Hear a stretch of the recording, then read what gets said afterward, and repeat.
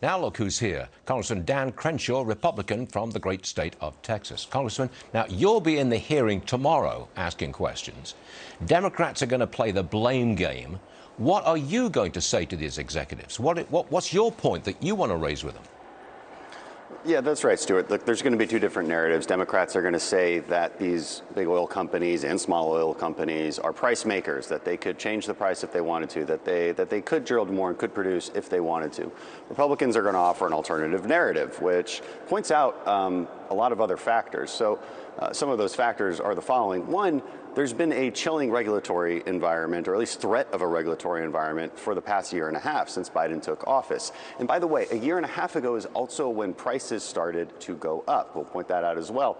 And so oil companies, if they were going to invest in that new production, it would have happened, it would have needed to happen about a year and a half ago. But of course, the Democrats have been threatening them with extra taxes, threatening them with extra regulations. This puts a large chilling effect on the industry. Second, we're going to talk about ESG. Elon Musk recently said ESG is the devil incarnate. Now, why would he say that? What is ESG? It's environmental, society, governance. It's basically in the financial markets, and I think a lot of your viewers already know this, but in the financial industry, it's a cultural trend, really. It's a cultural trend that says, look, let's change oil and gas from the inside out instead of from the outside in. And so they buy up larger shares, they get board seats on these big oil companies, and then they say, I mean, outwardly, BlackRock CEO Larry Fink said, we are going to change consumers' behavior, we're going to change the producers' behavior. So they get on these boards, and then they say, don't drill, instead invest in renewables. So all of these factors come together and create an environment where there's not a lot of incentive to be producing more. And that's a real problem for American consumers who need their prices to go down. Would you agree with the following statement, which I've made many times? We are being asked to pay the price for green energy dreams. Yes?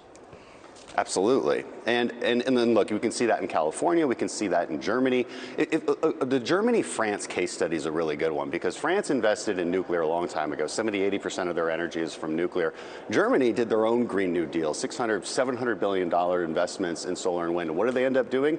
Having to fire up their coal plants again and be reliant on Russia for energy because these renewable energy sources are not reliable. They're weather dependent. Yeah. Look, they're fine in some places, but they'll never make up a large enough mix of the energy production to really make a difference, and they're certainly going to drive your prices up. In California, you see their prices go up 6 times more than everybody else in the country. And what do they get for it? Rolling blackouts. Yeah, some of us are a little tired of it too. Congressman, always a pleasure. Thanks very much for being with us this morning. We do appreciate it. Thanks, Stuart. Good luck tomorrow.